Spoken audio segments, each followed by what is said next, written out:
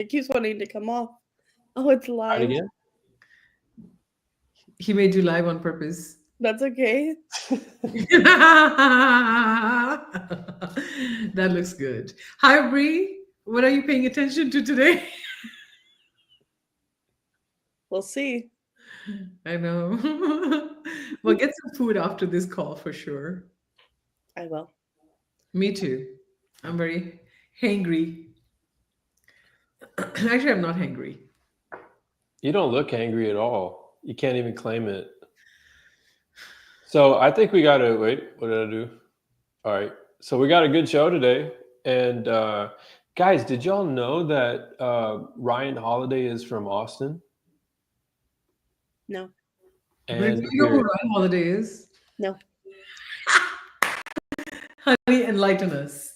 okay, so he is a well-known author, and he's sold so many books, like world-renowned author and speaker. So he also, which I'm actually gonna. Have you gone to Bastrop lately, Bree? Rosie? Oh my gosh, I love Main Street Bastrop. Oh, me too. You guys know, right? There's a Main Street bookstore there Bastrop. that I really want to go to. You what? There's a bookstore there that I really want to go to. And Guess it wasn't. guess who owns that bookstore? Is it Ryan Holiday? Ryan Holiday. Oh, then maybe I have heard of this person, but I don't know them. Okay, well, I'll show y'all his. I love the bookstore. Yeah, no, it's really cool. Let's go there this weekend, honey. I want to get some work done. Yeah, I think you guys are gonna really enjoy it. The bookstore is called The Painted Porch. This is the bookstore, and I've gone there and I looked into the bookstore and I was like, man, this guy's got some really good books. And little did I know that he's a hometown. He's the guy who has an Instagram page by name Daily Stoic. Daily Stoic, yeah. And he studied a lot of Stoic philosophy. He studied a lot of meditations. He's got several videos on meditations by Marcus Aurelius. He's studied Aristotle. I mean, the guy has a really a wide array of knowledge when it comes to just generally how to lead a great life. I read his book. Really? Okay. Well, we don't usually pay attention to the. Sometimes we don't pay attention to the. I couldn't tell you every author. I can tell you a book title. That was such a geek laugh. That's so funny. I read his book. Which one of his book? Do you remember which book you read of his? Yeah, I read Ego is the Enemy. Oh, that's the one we're talking about today. And we needed this because one of my clients has an ego right now that they need to get rid of. Okay. Well, hopefully this will serve. Don't listen to your podcast. I hope they listen. You hope they listen. Okay. Yeah, it's good. It's not bad. I'd really like to know from you guys because there's so he's saying he doesn't go into. He says it's not the typical. Or let me rewind. He's saying that the definition of ego in this book is not the Freudian definition of ego, that he's using ego in a different way, not in the scientific way, but more so over like the way you and I and all of us would use ego. Does that make sense? Because like if we go into the scientific definition of it, it just depends on which scientists you ask. And then they have this, like psychologists have so many different ways of explaining the ego. So the way that he defines the ego is more of like that element that gets in our way, gets in the way of our accomplishment, of our achieving more. And that voice inside our head that basically says everything in the world to try to sabotage us.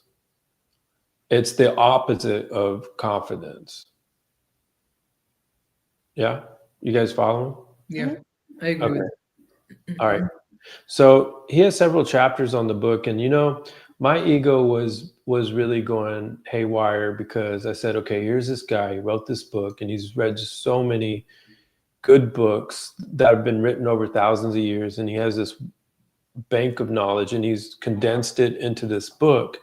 And then I'm supposed to further condense it into a 35-minute segment, right? So that seemed like quite the challenge. and only having read it once, I definitely feel like this is one of those books that I could keep going back to and formulating my approach on how to handle ego. And so basically, what I realized from the book is that all of us have one. I don't imagine anybody walking this earth right now that doesn't have an ego. Ego is at the same time what allows us to accomplish things, but he's exploring the dark side of our psyche when it comes to ego.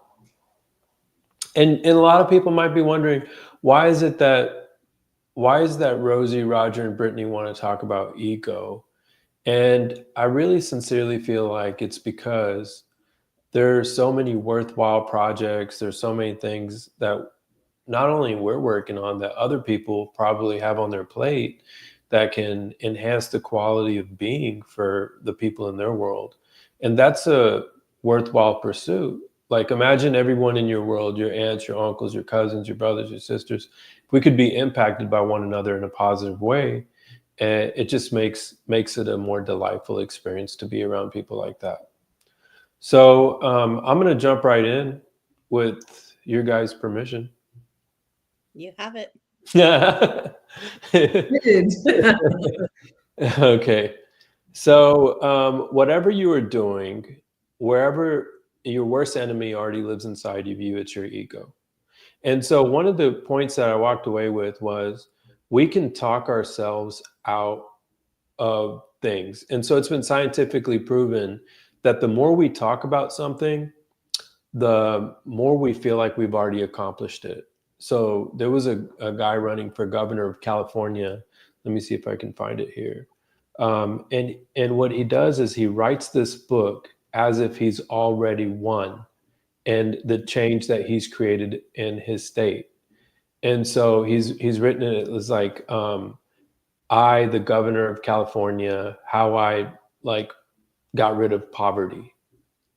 Right. So it's like it's a huge monumental task, and he's written it in future tense as if he's already accomplished it.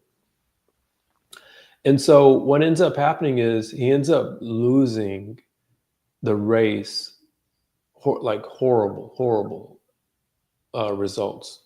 He doesn't come anywhere close to winning. And later on, when his book ended up selling quite a few copies.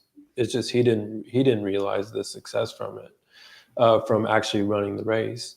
And that's because there's a phenomena that when we talk about things so much, we have a false sense of accomplishment.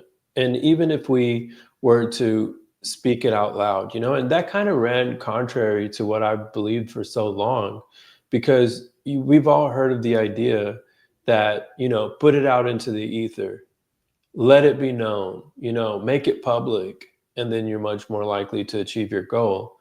Well, Ryan is, posing the opposite of that. I remember that, Roger, because I remember reading the book and thinking, okay, well, what about all of the stories that you hear about? You talk about it, or you write something down and you put the piece of paper there, or Yeah. you write, what's Jim Carrey, you write the $10 million check and you put it there and you talk about things as if they've already happened. And then when I read the book, it was like the opposite. And then I got really confused. Yeah, that's a moment for you too then, huh? Yeah, I was like, oh, then don't talk about it. And then I still honestly feel like I didn't ever get an answer as to should we be talking about it or not talking about it. Rosie, do you want to share your personal experience? Maybe we can unfold this right here. I think it's worth talking about. Let's talk about it. I think there's a very different perspective between the people who are pro vision boards, as Bree you were talking about, right? Like put it out there, see it daily, right? I think what's more important is the sentiment you carry behind it. right? Like if I can have the prettiest pictures on my vision board, but if my intent is funny in the back, it is not what it is driving it, right? But on the other hand, I feel like what he's really talking about is our ego has this need to be certain and to be seen as intelligent, seen as somebody who has so much wealth of knowledge under our belt. So when if I go around and I say, you know what, I did this, I did that, I did this, and I'm doing that, and I was doing this on the weekend, but I'm not doing any of those things, but I'm just talking about them. To my brain, it has already accomplished it. If I said I'm reading a book, but I'm not really reading a book, then my brain is already satisfied with that idea of reading the book. I might not feel the need to read it. So I think what needs to be shared publicly needs to be needs to have a meaning behind it, because meaning is what manifests. The intent is what manifests, right? Or So don't you think it's like maybe like goal setting versus talking to ourselves as, I mean, you get what I'm saying, right? Yeah, I think setting is basically showing our ancestral, our limbic brain that look, this is what you want to accomplish, right? But on the other hand, what he's talking about is a very different thing. He's talking about pretentious intelligence, like going around and saying, "Look what I know." Just because we read it doesn't mean it has become a part of us. Have you experienced it? Like one of the things that are written in the ancient text that I study almost every day now is that if we preach about things that we have not experienced yet, it's equivalent of lying. Mm. So if I go around telling people, "Oh, you know what? You should do 10,000 steps a day and it's going to help you." But if I have not done it and I have not experienced gain from it, for me to preach about it is incorrect. If I go around and talk about the 13 principles of Think and Grow Rich as if I know them, but I don't practice them, it's the equivalent of lying because it's not true in my experience. And I think what Ego book is talking about is that if I go around and I narrate the 13 principles that I'm aware of and I've memorized them, but I'm not practicing them, it tells me that my ego is satisfied. Oh, you already know about it. See, you already publicly shared it. You don't have to go accomplish it now. It's like the Bible. Yeah. Yeah. Yeah. Pharisees. Tell me about that. Well, like in the Bible, the Pharisees were the ones who, like, they knew the Bible, right? And they knew the word of God, but their hearts weren't pure. And so when Jesus would teach, it'd be like, "Oh, you're teaching in the synagogue on a Sunday, and Sunday Yeah. was supposed to be a day of rest." But then Jesus is like, "Well, I'm trying to help people. What would you rather me do? Follow the law or actually help someone?" And Mhm. so that's kind of maybe I don't know, just clicked I right there. like that. No, You're it's like, actually 100% true. It's actually you very parallel story in its own way. Exactly that. Yeah.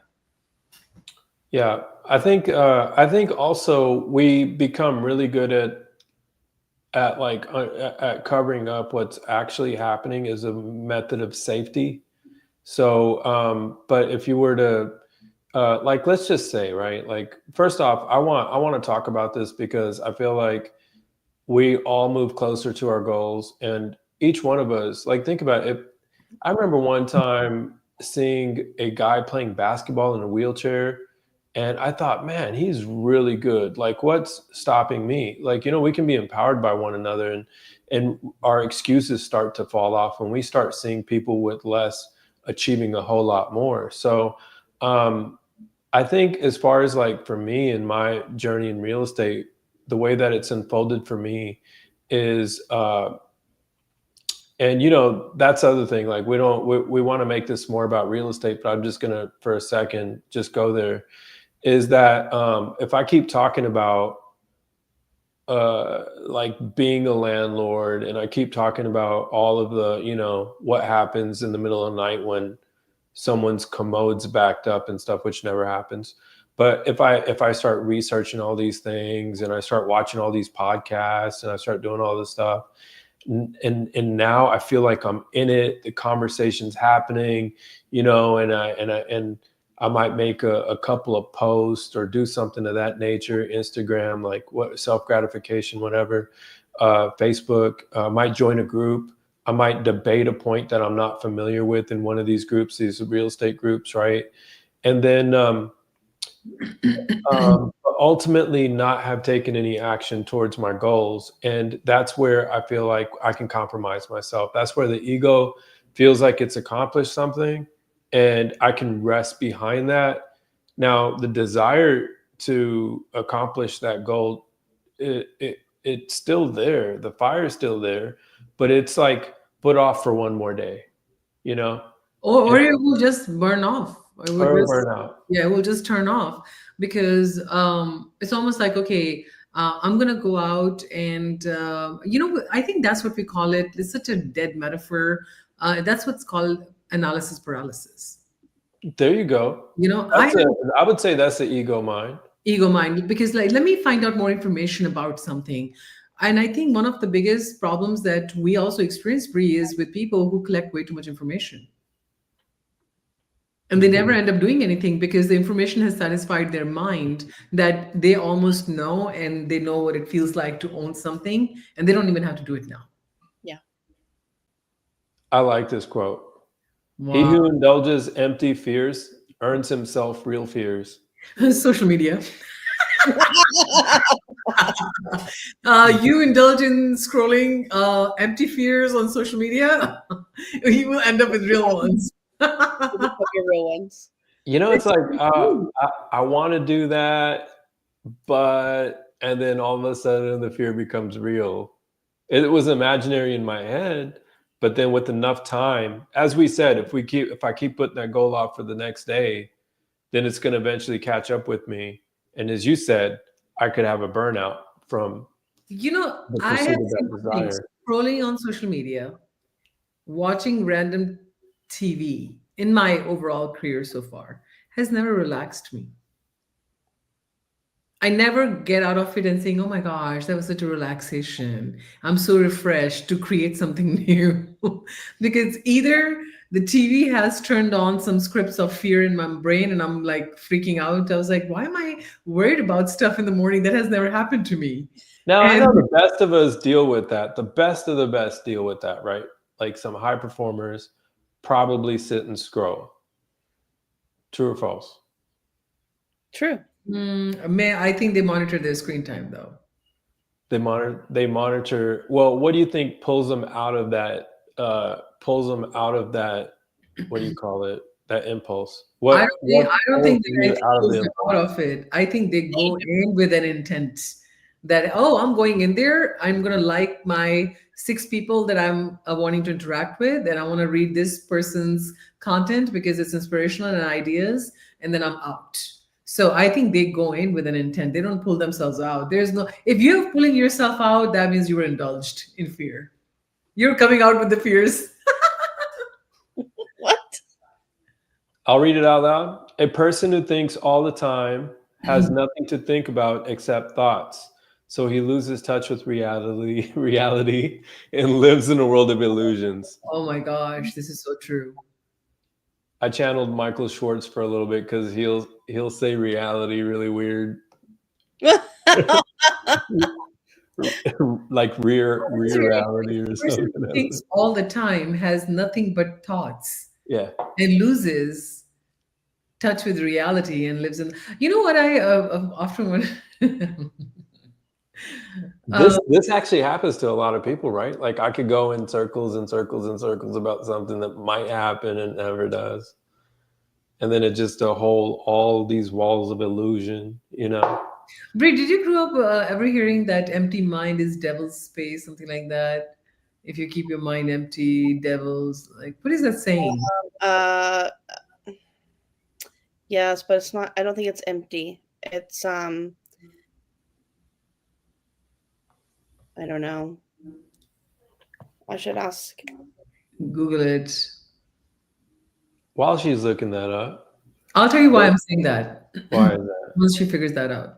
Well, let me ask you real quick. How do you counter your ego? How do I counter my ego? An Yeah. idle brain is the devil's work. Oh, an idle mind is the devil's playground. Oh, there you go. So I an didn't see idle that yet. mind is the devil's playground, right? So it's almost like an ideal mind can wander off wherever. Um, you know how I think you breathe. That was actually a very good hint. Raja asked a question: how do we Oh, handle ego? John helped us too. So thank you, John. Hi. Thanks, John. Idle Can't mind is wait to see you. okay. I think there is nothing called an idle mind. Mind wants to wander off. And I think what they're really saying is that unmonitored mind goes off in directions and makes sure it brings back buckets of fears and comparison. So when I know, okay, so first of all, ego is very sharp. You don't ever know, for me personally, when ego is playing or when is Rosie playing. I Yeah. feel like we kind of just like have a shared space. But I do know when it got best of me. It got best of me whenever I feel the impulse. My impulse is 100% my ego.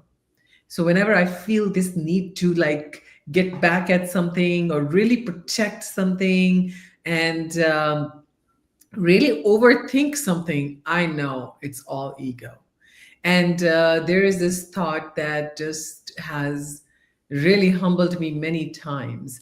And I know it sounds so cliche when I say that. All I ask myself is now, if I never saw this person again,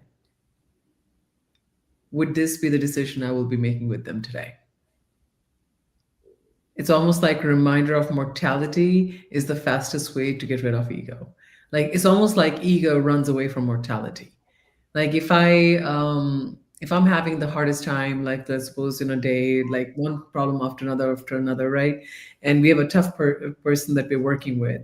I don't think I think we just had a conversation around complicated people last week. There is no tough people. It's just our bandwidth has ran out, right, to handle it. And I just asked myself, I said, if I never lived tomorrow, is this how I want to leave this unresolved? Like that's where I That'll always probably give you like a bird's eye view, right? Like zooming in, it'll allow you to really zoom out and see what's really happening. zoom out. Yeah. Well, I think that's a really good, that's a really strong approach. And at the same time, I wanted to bring something to y'all's awareness. And it's, How do you get rid of your ego, Brie? yeah, let's go there first. Me? Don't say you don't have one. No, this ego of mine is crazy.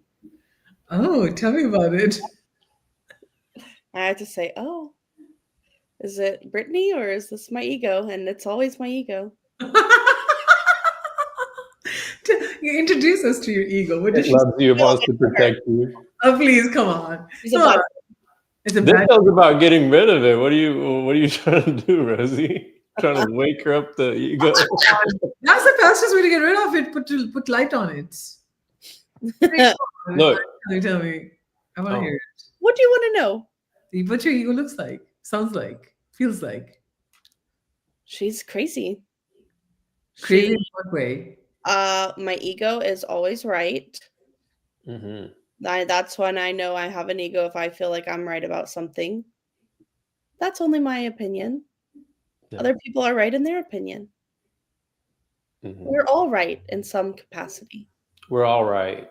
In our own mind, we are. We're all right. We're all Yeah. right. All right. Okay. All right. All right. All right. Yeah. Yeah. Speaking I it up. had this morning. I had a experience when I was driving, and a lady did not follow the rules of driving, and I was very angry because we almost got in a wreck. Right? Of course, I'm going to feel angry. Ella's Wow. in the car, and I'm like, beep, honking my horn, and Ella's like, call the police on them. Ella checked my ego, and I said, "Okay, let me calm down." I said, and Ella doesn't let things go, right? Mom, you're gonna call the police. Mom, they're really bad. They didn't follow the rule. Mom, you're gonna call the police. I had to say, you know what, Ella, we're gonna forgive them Oh. because she won't let it go. Yeah. She just keeps going. You know, a little kid, they don't know. I don't know. Someone did something wrong, you call the police. Yeah, you got to fix it. Brie, I don't know if you noticed, but when Brie talks about her ego, her voice is different, her face expressions are different. And when she is talking about her better self that is away from the ego. She has a little head tilt, little quietness. Did you notice that about yourself? No, what is my ego? So ego is like this, okay? So, Uh-oh. right? I had an experience, and I was very mad. This person did not follow the rules, and Ella was like, "Mom, call the police! Call the police! Call the police!" And then, you know what I realized? We're gonna forgive them. This happened twice. So I want y'all to. Rosie's taking notes. Actually, there is no.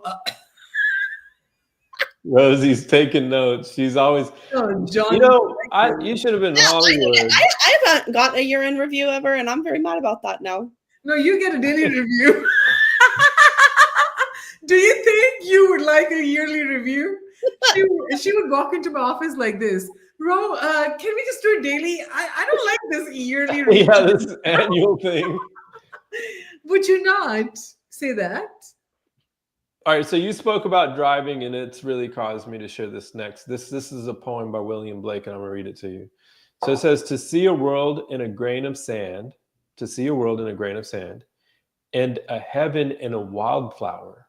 Hold infinity in the palm of your hand, and an eternity in an hour." Mm. So again, it's how do we deal with our ego is sometimes to pull back and get an aerial view, to get a higher perspective. Yeah. And one way that we can keep from ego showing up, maybe in the first place, I don't know if that would be a correct statement, is here, this one.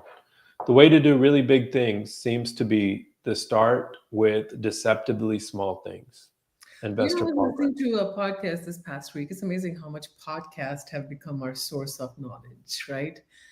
So there was this very successful company, multi-billion-dollar company, and they said this is how we hire these are the traits we look in our CEOs. And I was like, you have CEOs? And they said the only reason Breed caught my attention is because their formula was hair. Not H-A-Y-R, it's H-A-I-R. They said, okay, well, hair? He said, yeah. He said, we want the person to have a helicopter quality. And I thought helicopter quality is like, ooh, you're hovering over something. He said, no, no, no. That you're able to zoom out and you look at something from a higher level, right? What is the real reason this is happening? Second, they want the analytical quality in them to be able to zoom in and look at the details. And once you have analyzed the problem, then your ability to just zoom out. And third was introspective. Like, can they look within before they look outside without, right? And then the third one is how resourceful they are. Means when a problem occurs, I think negotiations is basically problem solving and resourcefulness. That's all negotiations really is. A lot of people make a big fuss about, oh, you're going to negotiate. People think negotiations basically means how to get the penny that is not well deserving of someone else to keep to get yours. And if somebody deserves to keep a penny or not, how do you know? How do I know? Right? Like, where do we come up with this idea that I know if that penny is better in my hand or their hand, right? So I feel like negotiations gets bad press. Like if I say, let's negotiate, like the stigma around it is that somebody is getting the short end of the stick, right? But some of my best negotiations are where people have happily decided to move forward. And one received something in the way they needed the most, and the other received something in the way they needed the most. So why was I talking about it? Hair. Shameless self-promotion. Bree, resource I introspective, silly. Bree, you broke it down for us. Okay. You and I are good on hair. I don't think, Roger, you have that CEO quality. I don't have any. He got it cut off. You don't have any qualities. Well, that's why I work for you guys. You're a very horrible employee, I tell you that. No, you're not. That's just her ego. Don't worry about it. We'll see about that. How do you handle ego? Self-control, not pleasure. Brie, tell me, how do you handle ego?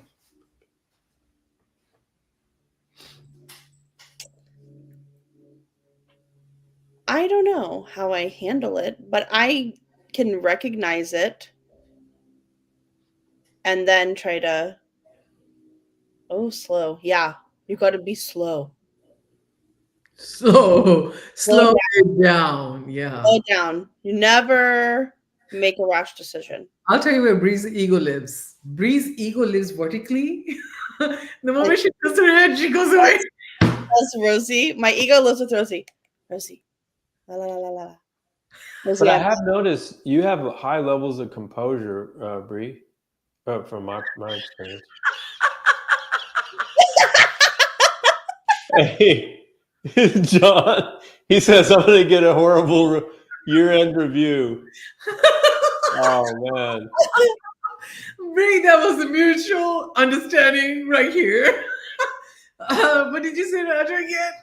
I don't know. I always feel like whenever I have a conversation with her, she's got high levels of. Because she steamed it out somewhere else.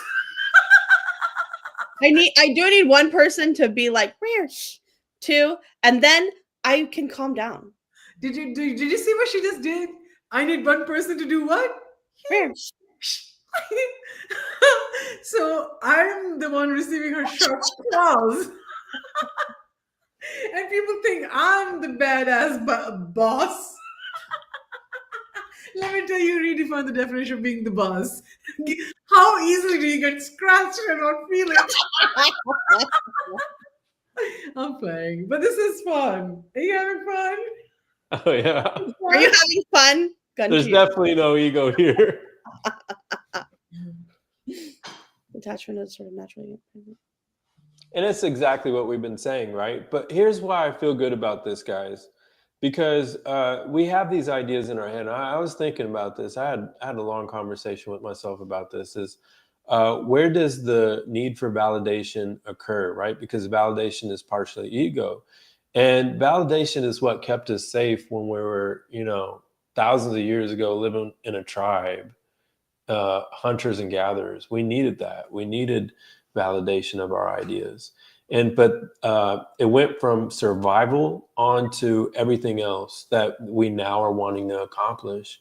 And so if we can get that bird's eye view, and I needed validation on a lot of these ideas, because I guarantee you, we know these things, we inherently have them in us, but to hear people that are in philosophy and studying great minds repeating this stuff to us is affirming, because otherwise we think, well, maybe I'm just being too passive. Maybe I'm letting people take advantage of me. Maybe I'm, blah, blah, blah. And I'm not so a the conversation pushover. just I'm keeps not a going. pushover. I need to correct I'm the not a record. pushover. Yeah. I need to correct the record. So you got to focus on the long term. Hey, your voice just went messed up. Like you just stay like that. Yeah. Uh, Oh, that's better. So Roger, I have a question for you. yeah.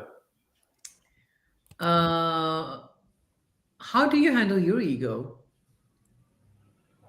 I think that I like that one that I shared earlier.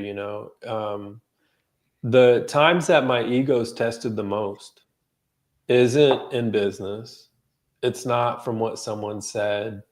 It's not from a conflict with a distant family member. My ego's challenged the most with Rosie.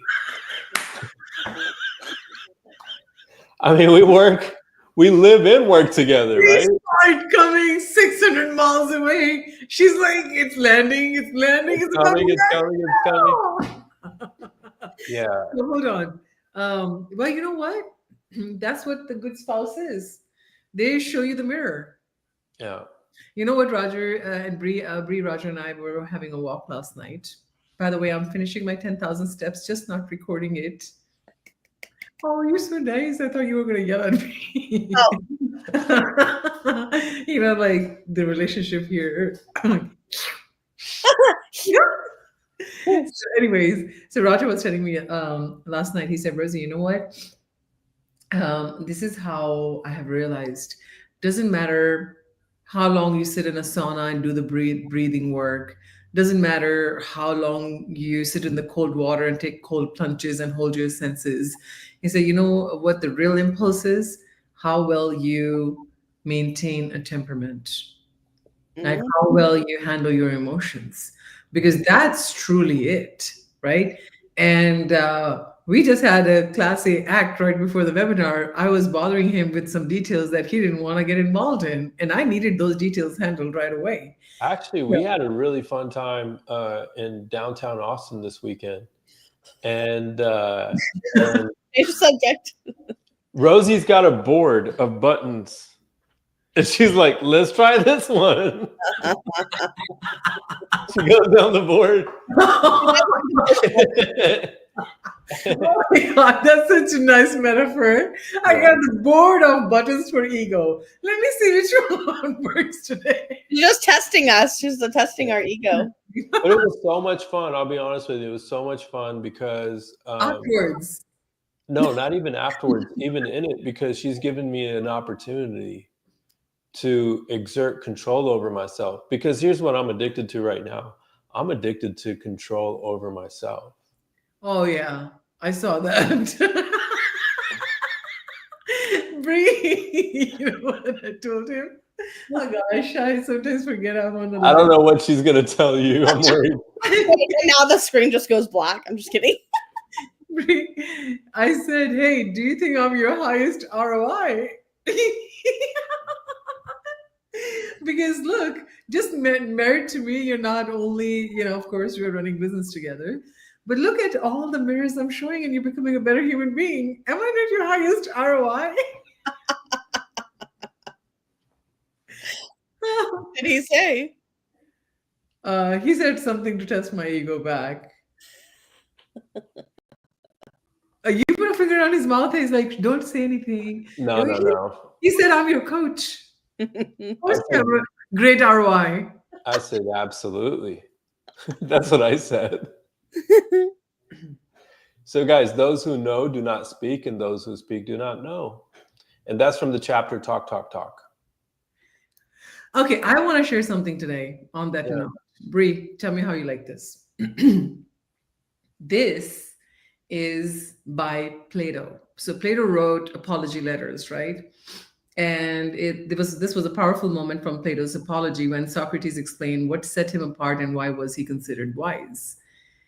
So Plato said, I'm wiser than this man. Neither of us probably knows anything that's really good, but he thinks he knows something when he does not.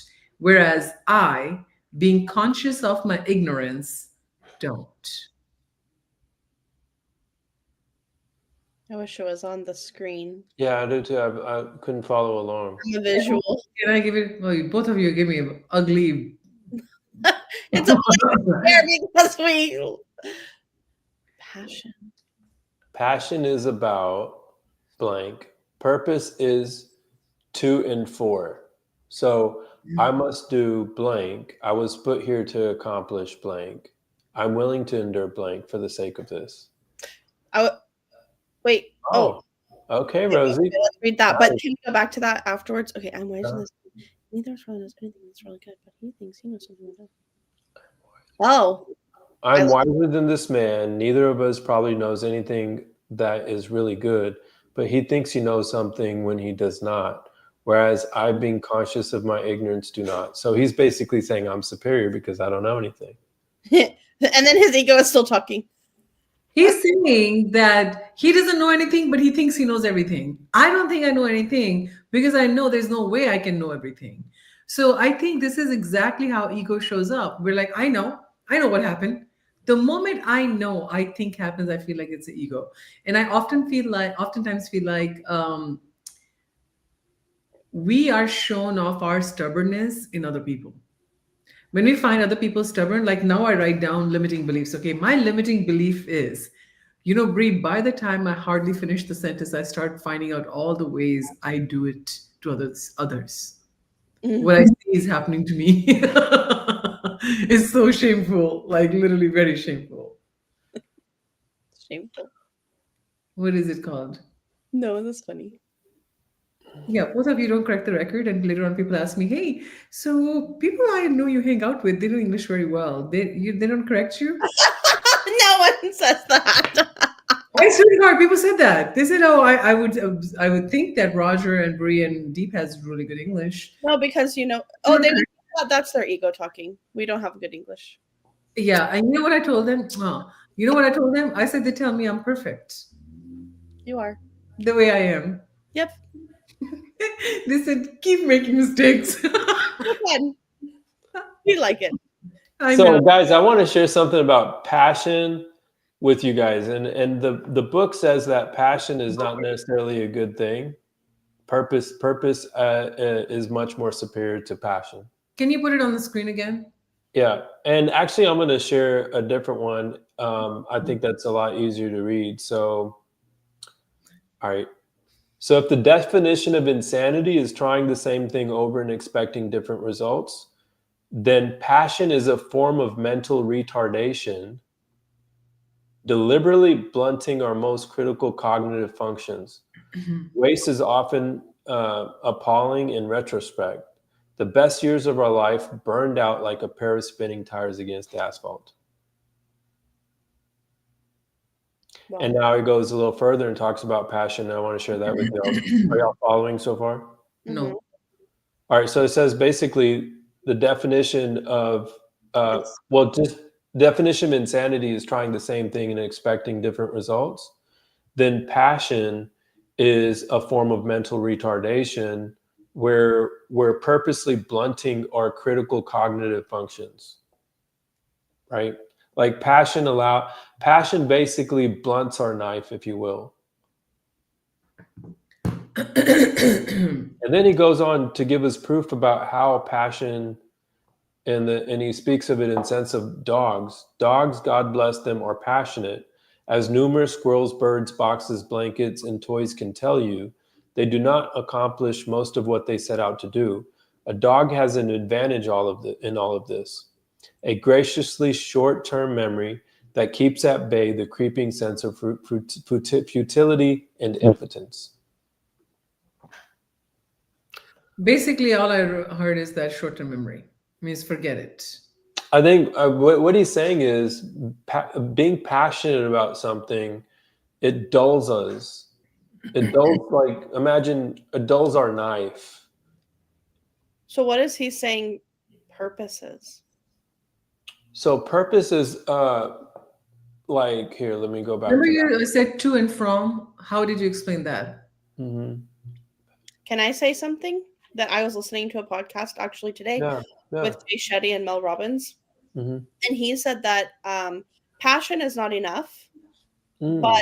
and purpose, to make something your purpose, is something that you're passionate about, and then take that action and use it to serve others. Boom. That would be, yeah, exactly. That would be purpose. Voice, what I happened? think you said it better. Honey, Wait, stop the microphone. move your microphone. My microphone?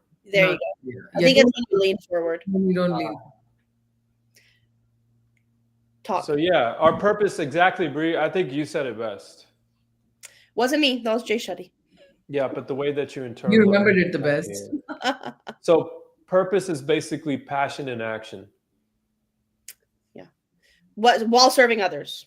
while It serving has, others. it has to serve others in some sort of It way. has to be for something.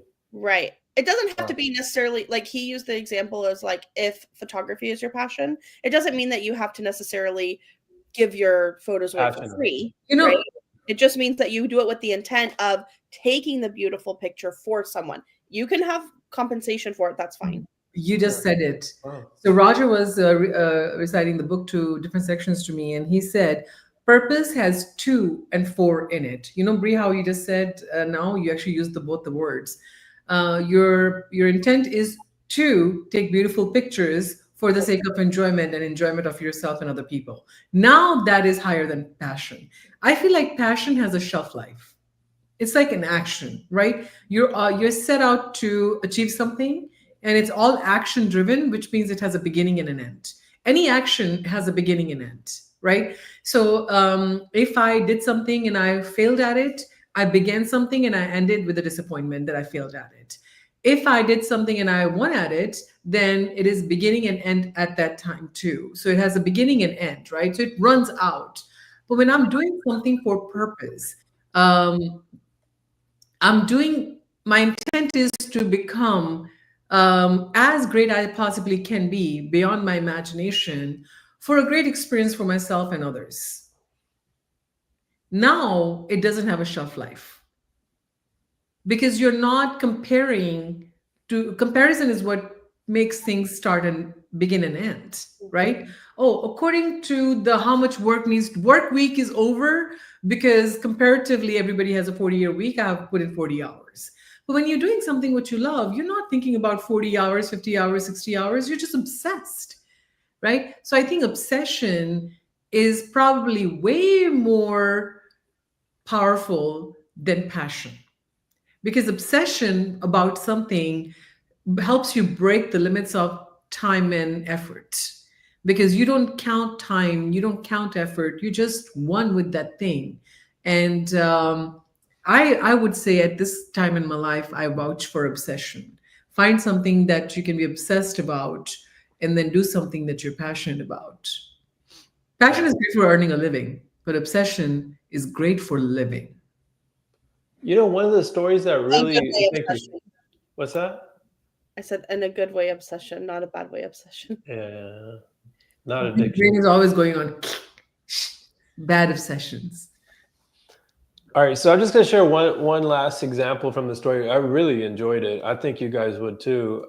There's a story of General George Marshall, and he was a general in the military, obviously, right? Are you familiar? Yeah, No, I think and I remember the story. it talks about a lot of heroes, and I really I really enjoy all of the stories, but this one stuck out to me specifically.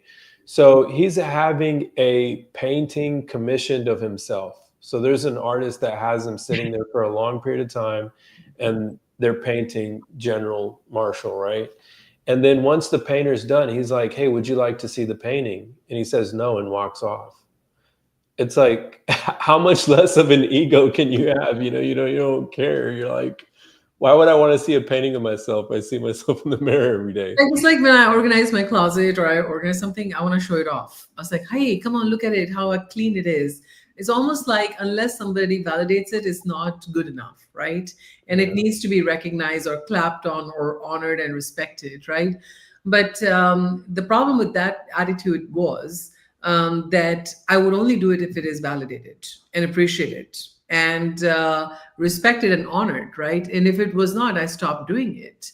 And now I do, my intent is to have only things that matter to me for a great experience for myself and my spouse, right? So then it was 2 and 4, right? Two, only keep things that I absolutely need for a great experience for me and my spouse. Now all of a sudden it is an obsession. I was studying some stuff sitting in my closet yesterday, and I kept on looking around. I was like, it's organized. Let's throw some more clothes away. Let's just clean this up too. But it was not to ever get clapped on. And then Roger walked in and he said, oh my gosh, closet looks clean. And I was like, good. I'm glad he got to see it. But that didn't make me just end there. It was like, okay, let's just continue there, you know? My ego is really getting the best of me right now. And I want to share this example. So I'm going to go ahead and share it. I wish I had an illustration for you, but I'm going to share it anyways. So if you can imagine progress. So progress for most people is like the V, the repetitive V, right? So what happens is we kind of lose, and then we want to progress, and then we repeat the cycle again. So we're really never doing this right here, Stop like laughing stepping at up, Yeah. huh? Rosie is laughing at Keep going, keep going, keep going.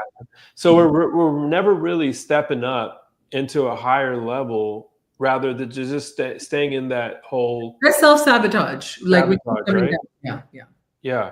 And so what really made me think about, I guess, how ego plays into all of this for me is that we might achieve some sort of result, and then we'll sabotage, result, sabotage, result, sabotage.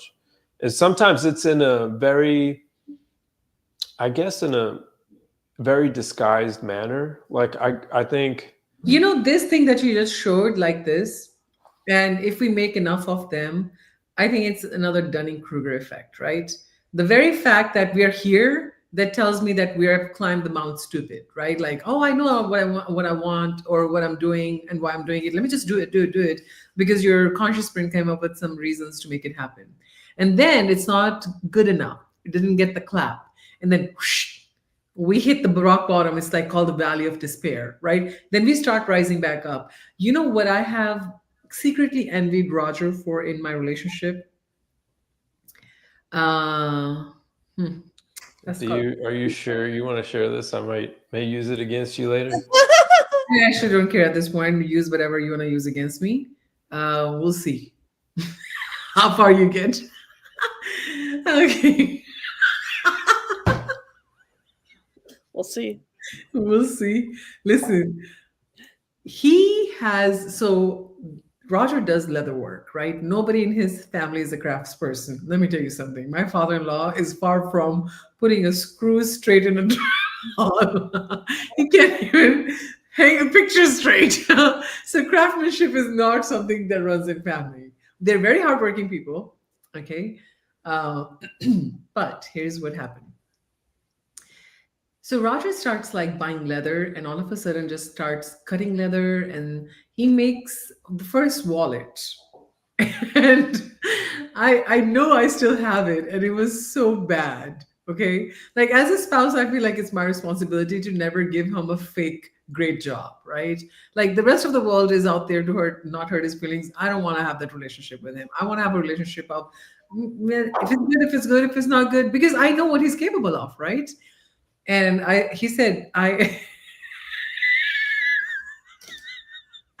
John, if you keep doing that, I can't finish my story. And then what he did is, I said, this is ugly. I said, I don't like it. I said, he said, can I make it for you? I said, no, until you get your stitching. She flat out denied me. I No. said, I think I'm gonna make you a wallet. She was like, hell to the no, no, no, no, no, no. Down to the no and all the way back, right? And I today beg him to make me one thing after another. And I today show off the way he does things to other people because it makes me so happy seeing the work he has put in.